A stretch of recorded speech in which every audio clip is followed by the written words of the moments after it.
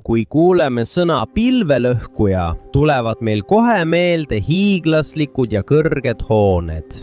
Maailma eri paigus võistlevad riigid selle nimel, kes suudab ehitada kõige kõrgemaid hooneid, mitte ainult äri eesmärgil, vaid ka selleks, et näidata kaasaegset tehnoloogiat, arengut ja rahvuslikku identiteeti. Selles videos vaatame ja uurime maailma 20 kõrgeimat hoonet, alates tuntud maamärkidest nagu Burj Khalifa Dubais kuni uute pilvelõhkujateni, mis tasapisi kõrguse ja luksuse poolest järele jõuavad. Aga enne seda, palun laikige ja tellige meie kanal. See tähendab meile sisuloojatena väga palju. Aitäh ja alustame! Taskimen! Burj Khalifa, Dubai, Araabia Ühendemiraadid. Kui räägitakse maailma kõrgeimast hoonest, tuleb alati esimesena meelde üks nimi – Dubai Burj Khalifa. See on inseneriteaduse ime, mis sõna otseses mõttes riivab taevast. Oma 2716 jala ja 6 tolli kõrgusega on selle tipp peaaegu nähtamatu, kui sa all seistes üles vaatad. Seda kutsutakse vertikaalseks linnaks, sest see on nagu terve linn, mis on püsti ehitatud. Üle 12 000 töölise erinevatest maailma paikadest tegid koostööd, et see valmis ehitada. Ja selleks, et lõpetada selle päikese käest särav välisilme, oli vaja 26 000 käsitsi lõigatud klaaspaneeli. Ja selle puhtana hoidmine võtab kogu puhastusprotsessil aega 3 kuud. Aga see pole lihtsalt kõrgus. Sees on hotellid, kontorid, eluruumid ja loomulikult vaateplatvorm neile, kes tahavad kogu Dubait vaadata nagu lennukist. Selle tohutu kõrguse tõttu muutus arhitektide küsimus.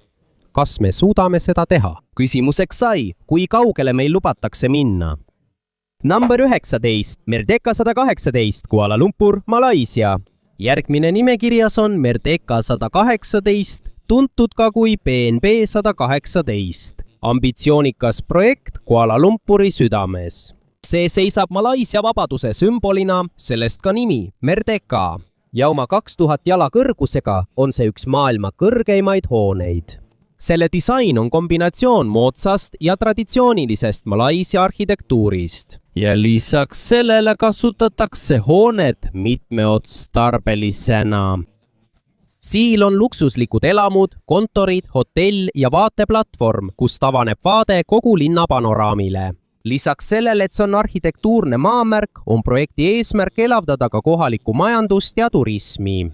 Arendajate sõnul loob see tuhandeid töökohti. Aga nagu teistegi suurte projektide puhul, on see alati nende lubadus. Seega ootame ja vaatame, kas see ka tõeks osutub. Number 18, Shanghai Tower, Shanghai, Hiina. Shanghai finantsradioonist kerkib Shanghai Tower, üks maailma kõrgeimaid ja kõige keskkonnasõbralikumaid hooneid. Selle kõrgus on üle 2000 jala ja selle projekteeris arhitektuuribüroo Gensler. Selle hoole kuju ei ole lihtsalt sirge, vaid keerdub ülespoole liikudes. Inseneride sõnul on see selleks, et hoone suudaks paremini vastu pidada tugevatele tuultele ja samal ajal vähendada energiatarbimist. Kogu hoones on tuuleturbiinid, vihmavee kogumissüsteem ja kõrgtehnoloogilised energiasäästlikud klaaspaneelid. Seetõttu on see hoone rohehoonena sertifitseeritud vastavalt erinevatele rahvusvahelistele standarditele. Seest leiad kontorite, jaekaupluste ja loomulikult luksushotelli kombinatsiooni. Aga loomulikult ei puudu ka vaateplatvorm, sest kui on pilvelõhkuja, peab ju olema koht, kust saab kogu linna vaadata, eks ole? Number 17, kellatornid, Abraj Al-Beit Mega, Saudi Arabia. Kui sa arvasid, et oleme juba liiga kõrgete hoonetega lõpetanud, siis oota veel.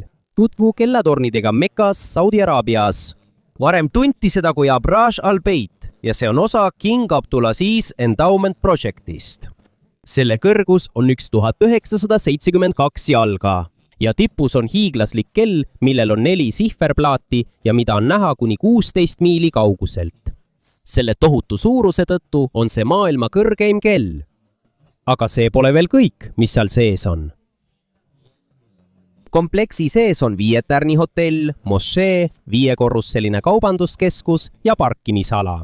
See on sõna otseses mõttes linn ühes hoones. Ja kuigi seda ei mainita sageli peavoolumeedias, nagu Burj Khalifat, on see pühendunud moslemite jaoks üks planeedi tähtsamaid hooneid. Number 16. Ping An International Finance Center, Shenzhen, Hiina. Tundub, et Hiina ei väsi kunagi väga kõrgete hoonete ehitamisest. Selle tõestuseks on Ping An International Finance Center ehk Ping An IFC, mis asub Shenzheni linnas. Oma 1965 jala kõrgusega on see nüüd maailma kõrgeim büroohoone. Selle kujunduse on loonud tuntud arhitektuuribüroo Confeders and Fox Associates. Ja kohe on näha selle voolujoonelist, läikivat ja justkui teravaks muutuvat kuju, kui ülespoole vaadata. Aga see pole ilus ainult välimuselt, see on täis ka kaasaegseid tehnoloogiaid. Seal on kontorid, hotell, luksuslikud poed ja loomulikult ka vaateplatvorm tipus, kus avaneb vaade kogu Pärlijõe deltale. Ja et sammu pidada kaasaegsete trendidega, on seal energiasäästusüsteemid nagu täiustatud isolatsioon ja nutikas kütte, ventilatsiooni ja kliimatehnoloogia. Tulemuseks on see, et arendajate sõnul on see keskkonnasõbralik, kuid kui tõsi see tegelikult on, sõltub juba ekspertide arvamusest. Number 15. Lotte World Tower, Seoul, Lõuna-Korea.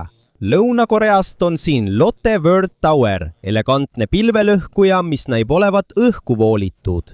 See asub Soulis ja selle kõrgus on 1823 jalga. Seega ei ole see mitte ainult riigi kõrgeim, vaid kuulub ka kogu Aasia kõige ikoonilisemate hulka. Selle disain, vastavalt Confeders and Fox Associatesile, on kaasaegse arhitektuuri ja Korea kultuuri kombinatsioon. See olevat inspireeritud traditsioonilise Korea portselani ja Korea kalligraafia vormidest. Nii et kui sa seda tähelepanelikult vaatad, tundub nagu oleks seal mingi sümmeetria. Sees, nagu oodata võib, on seal kaubanduskeskus, kontorid, hotell ja luksuslikud elamud.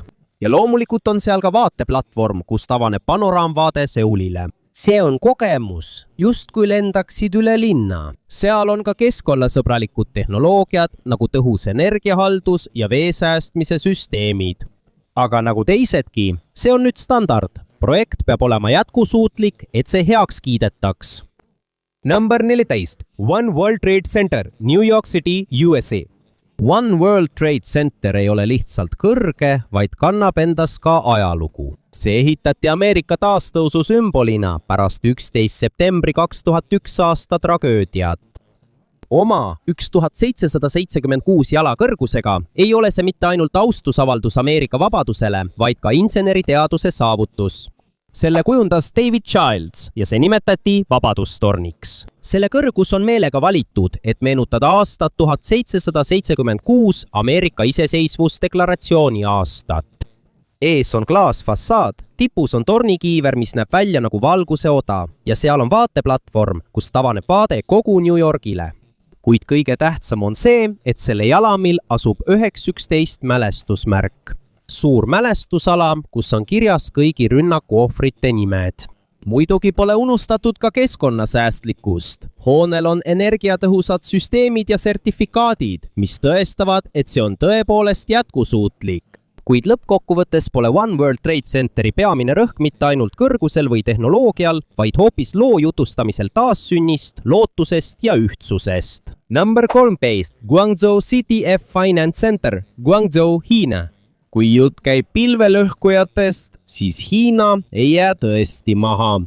Guangzhou linnas asub CTF Finance Center, hiiglaslik torn, mille kõrgus on 1739 jalga.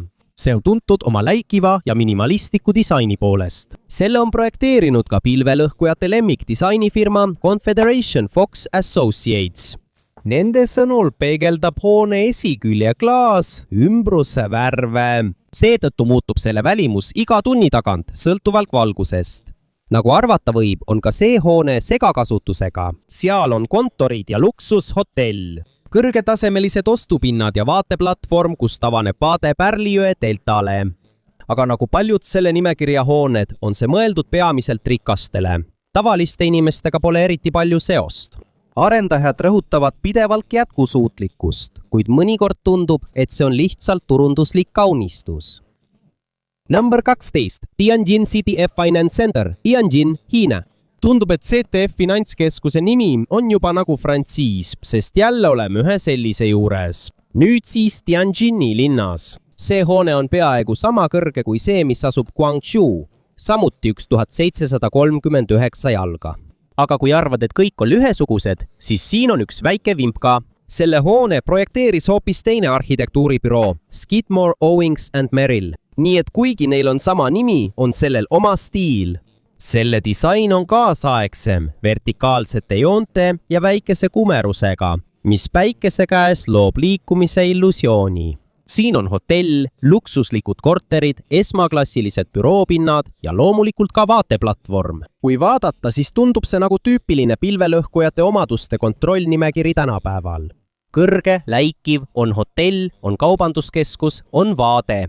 Nii paljude selliste hoonetega Hiinas tundub, et see on muutumas võistluseks, kellel on kõige rohkem torne, mis ulatuvad pilvedeni. Number 11. China Zone, CITC Tower, Peking, Hiina. Nüüd liigume edasi Pekingisse, kus asub ikooniline China Zone, tuntud ka kui City Tower. Oma 1732 jala kõrgusega on see Hiina pealinna kõrgeim hoone. Selle disain on inspireeritud traditsioonilisest Hiina veinianumast ja seetõttu on ka hoone kuju selline, ülevalt lai ja keskelt kitsas. Arhitektide Confedersen Fox Associatesi sõnul soovisid nad ühendada kaasaegse välimuse ja kultuuripärandi. Sees on tavapärased asjad, hotell, luksuskorterid, kontoriruumid ja vaateplatvorm. Ja loomulikult ei puudu ka lubadus, et see on rohehoone, kus on vihmavee kogumine, energiasäästusüsteemid ja muud taolised lahendused. Aga tegelikult on selliste hoonete tõeline eesmärk lihtsalt näidata linna võimu ja arengut. See on maamärk, mis ütleb, et Peking on globaalne linn. Number 10. Taipei 101. Taipei, Taiwan. Enne kui 2010-ndate superpilvelõhkujad massiliselt kerkisid, oli tõeline kõrguse kuningas Taipei 101. Kui see 2004. aastal valmis, sai sellest maailma kõrgeim hoone ja ta hoidis seda tiitlit 6 aastat. Selle nimi 101 ei ole juhuslik, sest hoonel on tõepoolest 101 korrust. Aga selle disain on veelgi erilisem. Selle välimus on inspireeritud Hiina pagoodast. Kihiline kuju tõuseb järjest kõrgemale. Arhitektide Wai Li & Partnersi sõnul sümboliseerib see kuju head õnne ja kasvu, mis on Taiwani kultuurile väga oluline.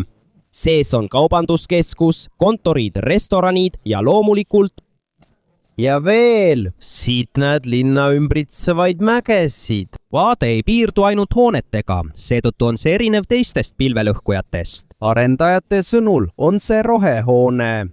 Aga nagu teisedki selle nimekirja hooned, ütlevad seda ju peaaegu kõik tänapäeval, eks? Number 9. Shanghai, maailma finantskeskus, Shanghai, Hiina. Kui oled linna silueti fotode fänn, siis on järgmine sulle kindlasti tuttav. Shanghai maailma finantskeskus või tuntud ka kui SVFC asub Shanghai Pudongi linnaosas ja selle kõrgus on 1614 jalga. Aga selle hoone kõige ikoonilisem osa on ülaosas olev auk, mis on trapetsikujuline ja andis hoonele hüüdnime pudeliavaja. Ja disainifirma Confedersen Fox, ja jälle nemad, tunnistasid, et see oli tahtlik, et vähendada tuulesurvet. Nagu oodata oli, on seal kontorid, kaubanduskeskus, hotell ja üks maailma kõrgeimaid vaateplatvorme. Turistid käivad siin alati ekskursioonidel. See on tõesti näide Shanghai võimsusest ja selle globaalse linna staatusest. Aga tegelikult on see ka linnadevahelise konkurentsi sümbol. Just kui öeldakse, vaadake, meie suudame ka sellise asja püsti panna. Number 8. International Commerce Center, ICC Hong Kong. Hongkongi südames asub International Commerce Center ehk ICC. See ulatub 1588 jala kõrgusele. Seega pole see mitte ainult Hongkongi kõrgeim. See on ka üks tuntumaid silueti osi ja sa ei pea isegi mõtlema, kes selle kujundas. Jah, nemad jälle. Endiselt on selle teinud Confederers ja Fox ja välimuse põhjal tead, et see on juba nende standardretsept. Selles on klaasi, sära, kõrgust, hotell, kaubanduskeskus ja vaateplatvorm. Tegelikult tundub see teistega võrreldes üsna tavaline. Iseloomu pole eriti, kuid kui rääkida funktsionaalsusest ja majanduslikust mõjust, on see siiski usaldusväärne. Siil sees on hotell, luksuslikud poed, luksuskorterid ja loomulikult vaateplatvorm neile, kes soovivad Victoria Harborit ülevalt näha. Teisisõnu, ICC on nagu disainerkott, kallis, läikiv, kuid juba silmale tuttav. Number 7. Wuhan Greenland Center, Wuhan, Hiina. Wuhani linnas on üks torn, mis on peaaegu legendiks saanud kõigi nende takistuste tõttu, mida ta on pidanud ületama. Selle nimi on Wuhan Greenland Center. Algne plaan oli 2087 jalga, kuid õhuruumi seaduste tõttu tuli selle kõrgust juba ehitamise ajal vähendada. Lõplik kõrgus 1562 jalga. Jah, see pole ikka naljaasi. Nagu tavaliselt on selle hoone sees hotell, kontorid, luksuskorterid ja vaateplatvorm, kus tavaneb vaade Yangtze jõele.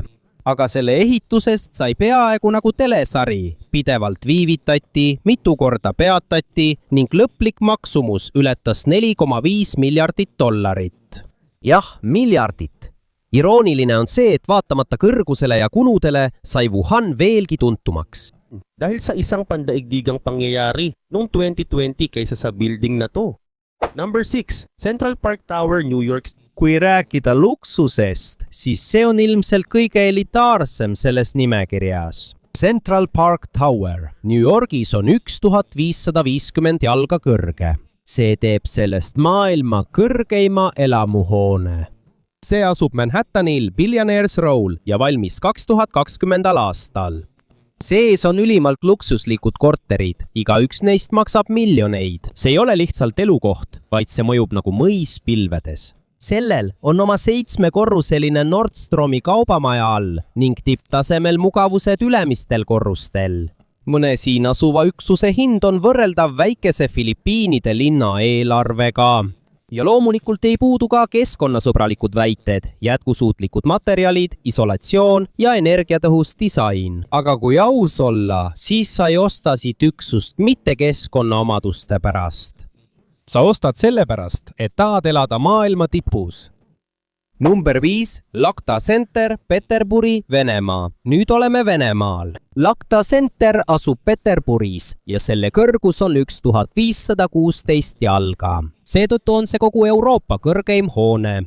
See on Venemaa energiahiiglase Gazpromi peakontor. Seetõttu pole ime, miks eelarve nii suur on.